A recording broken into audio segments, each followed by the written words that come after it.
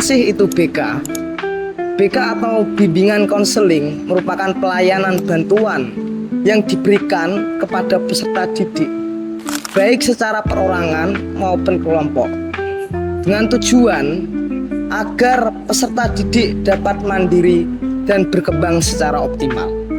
Nah, lalu fungsi dari BK itu ada 5. Yang pertama, fungsi pemahaman. Yang kedua, fungsi pencegahan. Yang ketiga, fungsi pengentasan.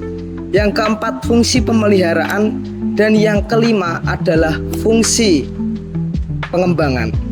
Dalam implementasinya, BK membantu menangani beberapa kendala yang dimiliki peserta didik, seperti lambat belajar, gangguan emosional, dan juga kurangnya motivasi belajar.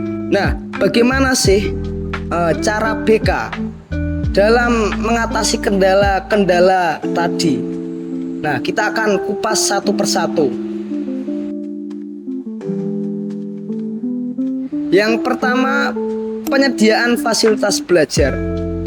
Yang kedua, langkah pembelajaran, di mana harus disusun sedemikian rupa, harus ditelaah terlebih dahulu, agar supaya peserta didik yang memiliki lambat belajar akan teratasi.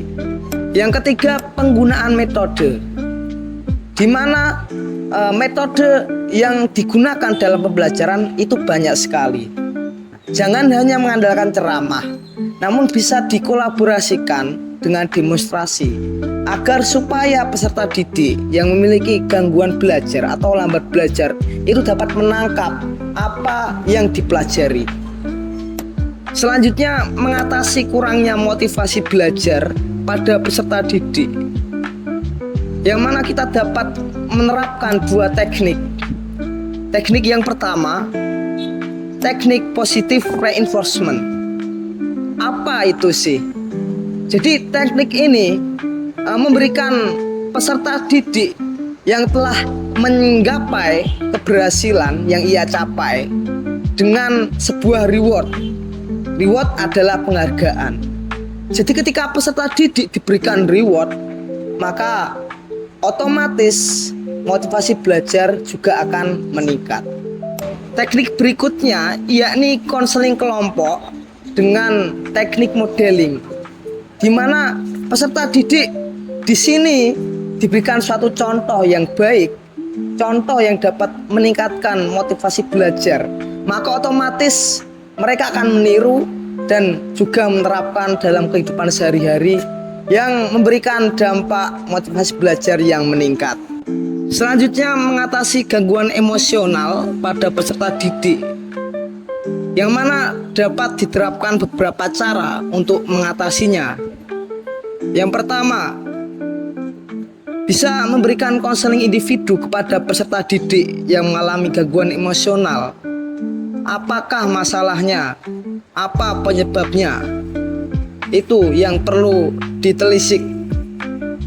Yang kedua, menyediakan edukasi kesehatan mental, yang mana bisa didatangkan dari ahli atau pakar untuk memberikan edukasi kepada peserta didik yang sudah memiliki gangguan emosional ataupun yang belum, agar meminimalisir terjadinya gangguan emosional yang berlebih. Yang terakhir, memonitor perkembangan emosional. Nah, itu adalah beberapa cara untuk mengatasi kendala-kendala yang ada pada peserta didik yang dilakukan oleh BK. Sekian dan terima kasih.